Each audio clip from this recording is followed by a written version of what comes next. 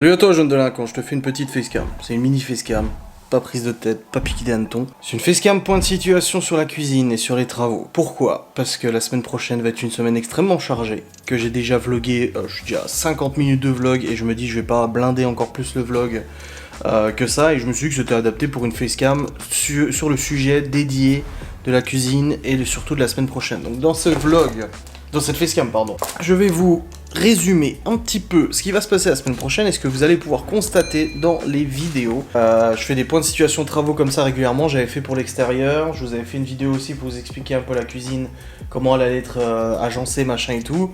Et là je vous fais une petite facecam pour vous expliquer un petit peu au niveau des travaux ce qui doit être fait. Nous entamons du coup ce mois de septembre sous le signe de beaucoup de changements dans la maison. Comme vous le savez, nous sommes mardi prochain, nous serons propriétaires de cette maison. Nous avons déjà commencé pas mal de petites choses et tout ça avec l'accord de la propriétaire, tout ça. Et la semaine prochaine va être très costaud. Alors, je vais vous faire jour par jour. Là, j'ai le calendrier sous les yeux, t'as vu. Déjà, nous sommes livrés la semaine du 27 septembre par notre cuisiniste de toute la cuisine. Donc électroménager, à savoir le four, le lave-vaisselle, plaque de cuisson, etc. Ainsi que de tout le mobilier. Donc meuble du bas, meuble du haut, colonne, machin, tout, charnière, tiroir. Tout ça. Donc ils vont venir le 27, la semaine du 27, ils vont tout déposer dans la salle à manger. En attendant, les installateurs qui, eux, viennent le 1er octobre. Ils viennent le 1er octobre et le 4 octobre. Donc ils viennent le vendredi et le lundi pour monter la cuisine. Les délais étaient tellement ric-rac que malheureusement nous n'avons pas le choix de faire installer la cuisine sur 2 jours en week-end. Donc c'est-à-dire qu'ils viennent le vendredi, ils viennent le lundi. Donc on sera 2 jours avec une demi-cuisine installée.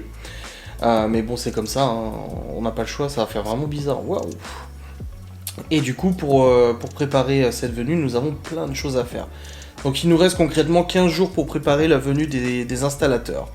Pourquoi nous y prenons autant à l'avance? Parce que cette maison, vous le savez, a été construite dans les années 70. La cuisine actuelle a 50 ans. 50 ans, la cuisine actuelle.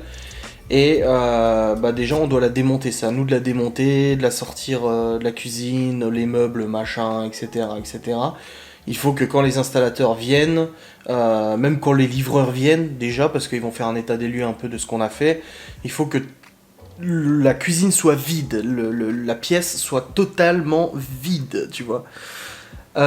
Et du coup pour ça, lundi, donc je vlog la semaine prochaine et tout ça, vous inquiétez pas. Lundi, le père de Laura vient dès le matin, normalement, pour nous aider à démonter le reste de la cuisine. Donc tous les meubles bas, l'évier, la plaque de cuisson actuelle, le plan de travail, etc. Il faut que tout soit démonté, sortir du coup le frigo et tout de la pièce, les robots, Cookéo, machin.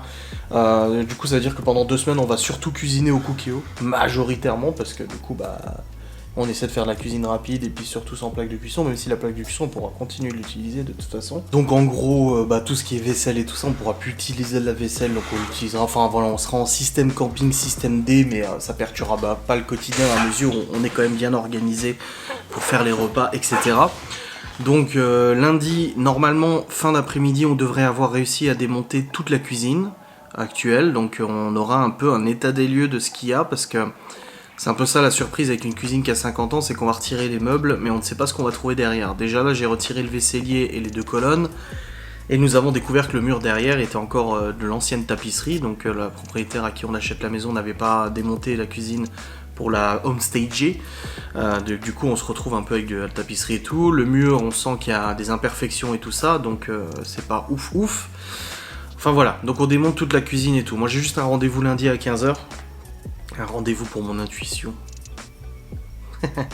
Rendez-vous à 15h lundi, mais du coup c'est juste un petit rendez-vous qui dure pas longtemps. Donc lundi c'est ça. Ensuite lundi soir à 18h, l'artisan qui nous a fait l'ouverture cuisine, salle à manger, revient pour faire les finitions. Donc les finitions c'est mettre les bandes de placo. Les bandes à placo armées, là c'est des bandes armées qu'il m'a fait acheter. Il m'a dit ça coûte cher, mais c'est bien. Je dis m'en fous, on prend. Les bandes pour le placo, ainsi que l'enduit de finition qu'il faudra ensuite poncer pour faire la peinture et tout ça. Voilà. À partir de mardi, le père de Laura veut attaquer la cuisine, c'est-à-dire que en fonction de l'état des murs et de ce qu'on va découvrir, plusieurs solutions s'offrent à nous. Parce que nous, l'objectif, c'est que quand les installateurs vont venir poser la cuisine soit repeinte en blanche intégralement, sauf un morceau là où il y a le radiateur, parce que le radiateur, pour l'instant, on ne peut pas le démonter tant qu'on n'a pas le nouveau chauffage. Donc le jour où on enlèvera le chauffage, que je couperai les radiateurs, que je les disquerai, que je les retirerai, on terminera cette peinture juste à cet endroit-là. C'est un petit carré comme ça. Mais le reste, normalement, est censé être complètement peint. On aura cassé la faïence aussi, parce qu'actuellement, il y a du carrelage sur le mur. Donc la faïence qui a été collée par-dessus le carrelage d'origine. Donc ça a d'épaisseur à casser. Il faut casser ça au burin, du coup, au marteau au burin ou à la perceuse à percussion. Je sais pas, on verra bien de toute façon ce qu'on fait. Mais dans tous les cas, il y a plusieurs solutions qui vont s'offrir à nous. La première solution, c'est de détapisser complètement la cuisine, de la retapisser et de la repeindre. Solution possible. Deuxième solution, le mur est endommagé, donc il faut détapisser, enduire le mur, retapisser et repeindre. Troisième solution, le mur est endommagé, on détapisse, on enduit et on peint par-dessus l'enduit. C'est une solution aussi, pas la meilleure. Et quatrième solution, le père de Laura, ce qu'il a pensé, c'est de coller des plaques de BA13 dans la cuisine. Une abonnée a fait une remarque pertinente en disant aujourd'hui dans le vlog, oui mais si vous posez des plaques de BA13, les cotations du cuisiniste ne seront plus justes. C'est vrai. Maintenant le BA13 c'est pas non plus très épais. BA13. Avec la colle c'est un petit peu plus épais. Donc on perdrait peut-être quelques centimètres justement sur les murs. Cependant, nous avons les cotations, on a tout le plan technique, d'électricité, machin et tout, et on sait que, de toute façon, nous avons à peu près ça de marge au niveau de la largeur de la cuisine. Donc même si on met du BA13 et que ça décale un peu la cuisine, les meubles sur la gauche, donc la grande colonne où il y a le micro-ondes et tout ça, ne sont pas collés au mur. Au contraire, il y a une petite plaque du coup de dissimulation d'un jour de ça à peu près. Donc ça c'est positif, c'est-à-dire que même si on met du BA13, la cuisine ne sera pas décotée. Pareil pour l'avancée comme ça ne changera absolument rien, on va juste perdre 1,5 cm à la limite, là où il y a les chaises et tout ça. Mais ça nous inquiète pas plus que ça, on n'est pas... voilà.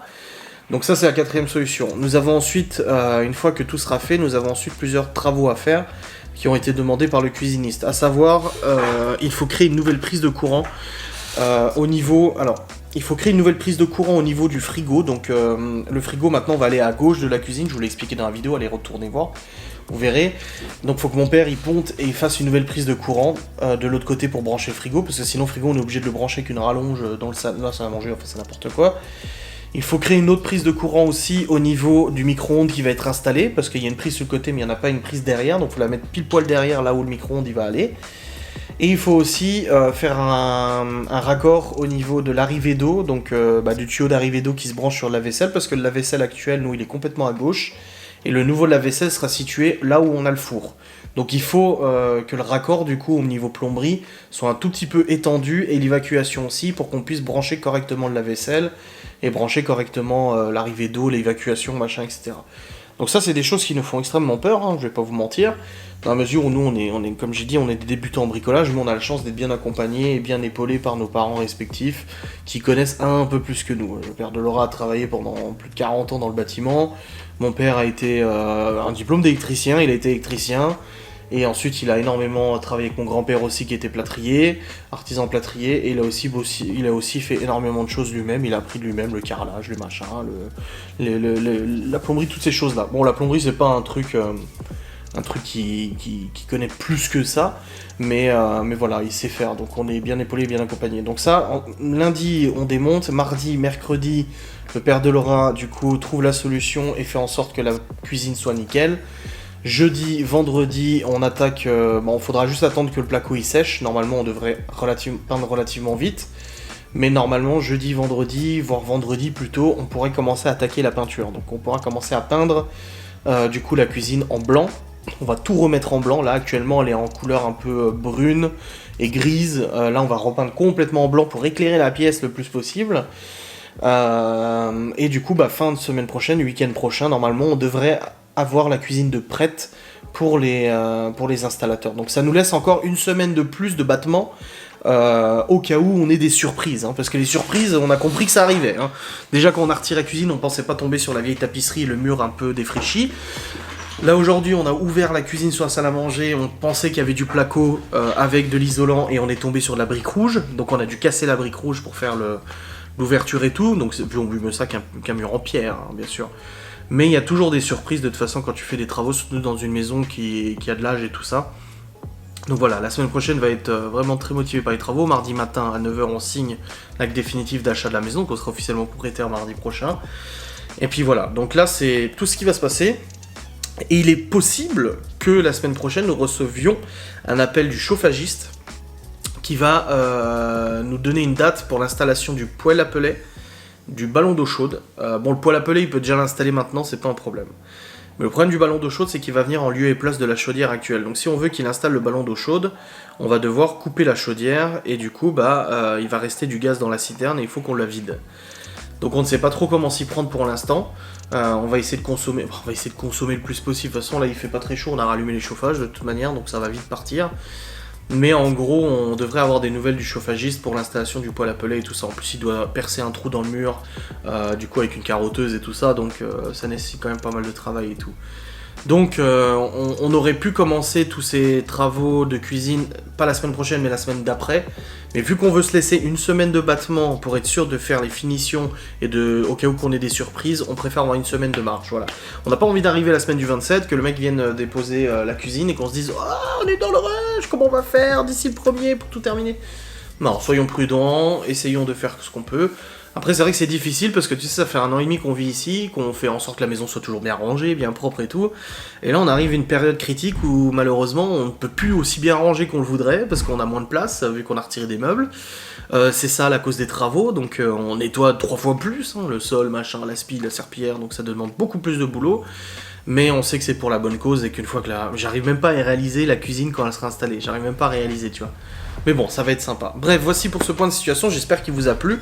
Si vous trouvez ces points de situation intéressants, n'hésitez pas à me le dire, je vous en ferai. Bon là, je vous en ferai pas un autre d'ici au moins la semaine prochaine, mais je trouve que tous les week-ends, vous faire un petit peu un point de situation sur les choses à venir, ça peut peut-être vous intéresser aussi, ça peut peut-être aussi vous motiver à regarder les vlogs, parce que je sais que je sors beaucoup de vidéos, un vlog, une facecam et un live par jour, et que parfois vous vous sentez peut-être un peu dépassé, en vous disant est-ce que ça vaut le coup de regarder, je sais pas, machin. Donc là, vous saurez que la semaine prochaine, c'est un peu ça qui va se passer dans les vlogs, hormis d'autres choses qui peuvent se produire tous les jours.